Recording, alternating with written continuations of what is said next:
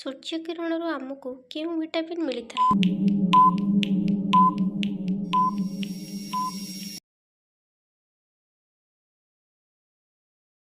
ଭାରତର ଜାତୀୟ ମିଠାର ନାମ କ'ଣ?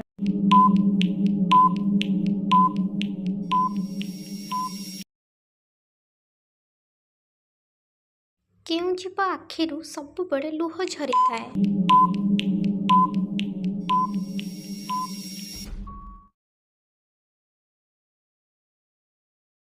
ସରପଞ୍ଚ ହେବା ପାଇଁ ସର୍ବନିମ୍ନ ବୟସ କେତେ ଆବଶ୍ୟକ?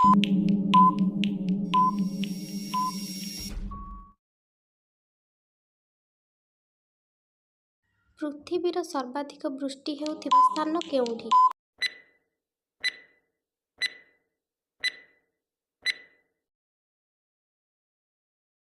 ଭାରତର ପ୍ରଥମ ମହିଳା ଇଞ୍ଜିନିୟରଙ୍କ ନାମ କ'ଣ?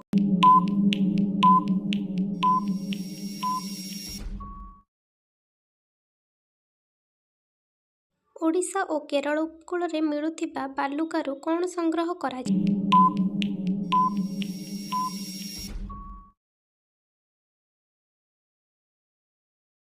କୃଷ୍ଣା ନଦୀର ତ୍ରିକୋଣଭୂମିରେ କେଉଁ ସହର ଅବସ୍ଥିତ?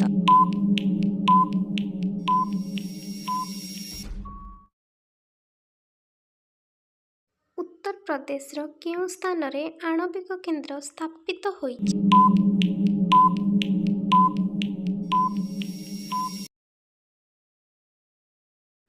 ପୃଥିବୀର ସର୍ବାଧିକ ଚାଷ ଉତ୍ପାଦନକାରୀ ଦେଶ କେଉଁଠି?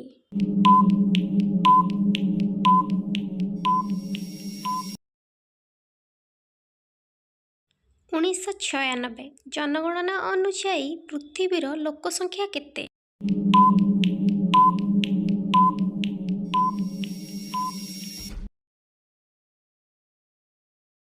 ଦିନରେ ଶୁଏ ରାତିରେ କାନ୍ଦେ ଯେତେ କାନ୍ଦିବ ସେତେ ଖାଇବ।